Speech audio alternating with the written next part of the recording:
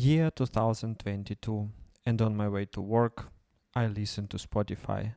The app suggests me new songs, but usually I skip, and skip.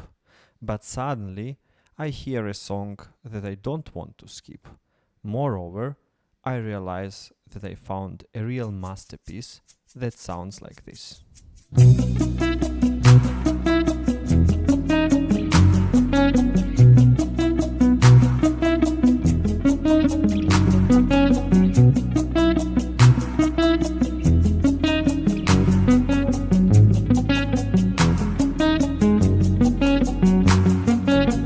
Always with Me, Always with You by Joe Satriani, the instrumental song that really blows my mind.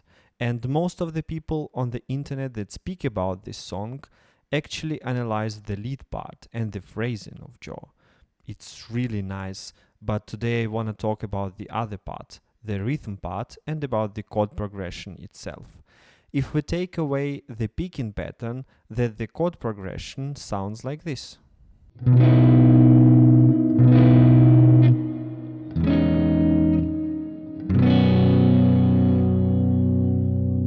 As you see, the chords by themselves, even without the picking pattern, sound very nice, but when you look deeper, it's the most boring chord progression in the history of music. It's 1-4-5, and you've definitely heard this chord progression before in rock.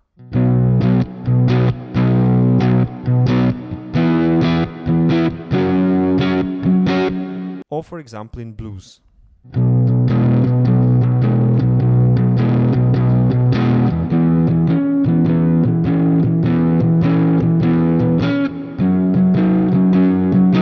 But here, in this song, the same chord progression sounds extremely different. And if you ask why, the answer is characteristics of the chords that are played.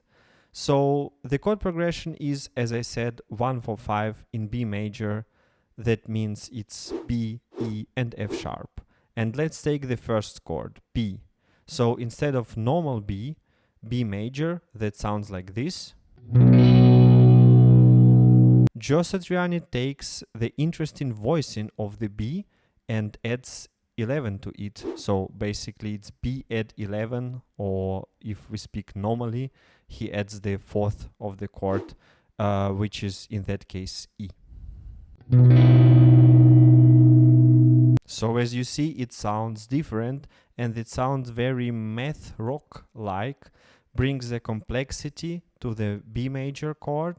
And then we go to E, and here Joe Satriani, instead of E major, plays E major 7, and he also plays not a normal, usual voicing of E major 7 like this,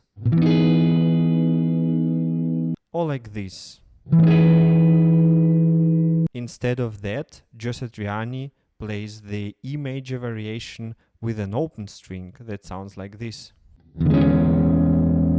And the open string here is very crucial because even if it's palm muted and picked in the original song, it still adds this complexity and this like fat vibe to the chord. And the third chord, which is dominant, F sharp, is of course a little bit different because Joe Satriani doesn't play F sharp major, he plays F sharp sus4 that sounds like this. As you see, it adds the flavor to the chord, and if you want, it makes it a bit unresolved. So we are waiting for this final fourth round or final fourth part of the progression, which sounds like this.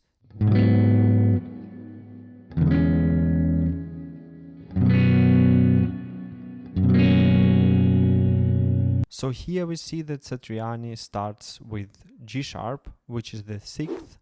It's a very popular trick, especially in the modern music. In the bridge or in the chorus, we start our chord progression with the sixth, when, for example, in the verse, we started with 1, with the tonic. So it's a widely used thing, but what is also interesting, that it's 6, 4, 5 sus4, and then 5.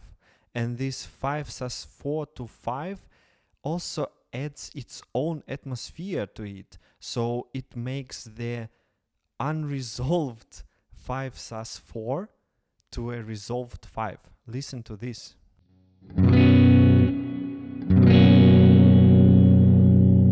So I think the lesson of this video could be: don't hesitate to steal from the best, to use and interpret their ideas in your own different way.